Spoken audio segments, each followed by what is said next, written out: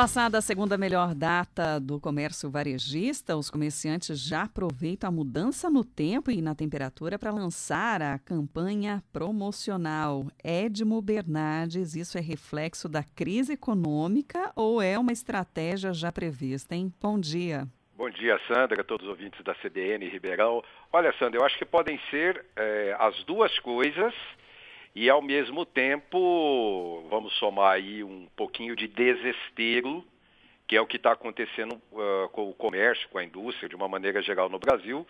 Notícias essas que você e todos os nossos âncoras aí vem dando todos os dias, né?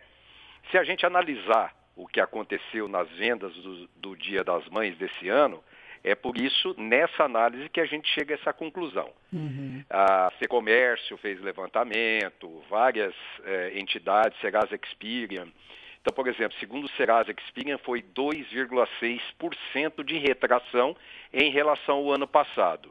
Isso sem computar a correção da inflação no período, ou seja, nós tivemos aí, nesse período de 12 meses, de maio do ano passado a maio desse ano, uma taxa de inflação de 8,17%.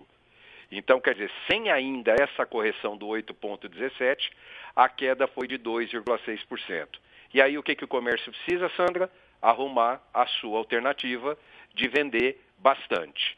O que chamou atenção foi, não é inesperado, mas a venda, o ticket médio, né, aquilo que o pessoal investiu ou gastou, como quiserem, em relação a cada presentinho para as mamães, o ano passado foi R$ 65,00 a média, esse ano foi R$ 57,00, ou seja, quase 20% de decréscimo de um ano para o outro.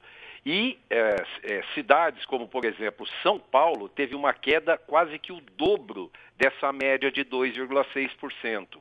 Ou seja, aonde nós tivemos, ou nós temos, o maior nível salarial, então, por exemplo, São Paulo e Brasília, os níveis salariais são altíssimos, muito maior do que do interior, por exemplo, Ribeirão Preto. Então, óbvio, não estou analisando aqui custo de vida de Brasília nem de São Paulo. Estou analisando o ganho, os salários dos trabalhadores, né? Isso significa que, em São Paulo, a queda de quase 5% nas vendas, ou seja, quase o dobro dos 2,6%, significa realmente uma preocupação do brasileiro e do consumidor, nesse caso de nós consumidores, né, Sandra? E o cenário deve ser muito semelhante aqui em Ribeirão Preto também, né? Exatamente. E ontem eu estive, para você ter uma noção, com o ex-ministro do Desenvolvimento, Indústria e Comércio do governo Lula, do segundo mandato do Lula, Miguel Jorge, jornalista, colega, amigo, e trabalhou muitos anos na Auto Latina, no Santander, como diretor, vice-presidente, e ele estava me dizendo, ele falou, olha, os números não são animadores. Portanto, óbvio que qual é a sugestão? A nossa sugestão é acreditar no potencial de nós mesmos. Essa é a mensagem que nós temos que deixar para os lojistas, para o comércio.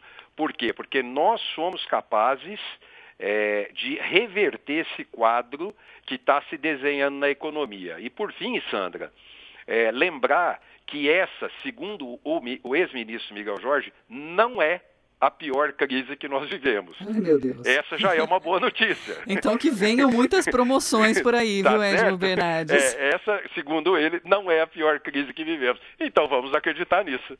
Edmo, obrigada pelos comentários. Um bom dia para você. Para você também, Sandra.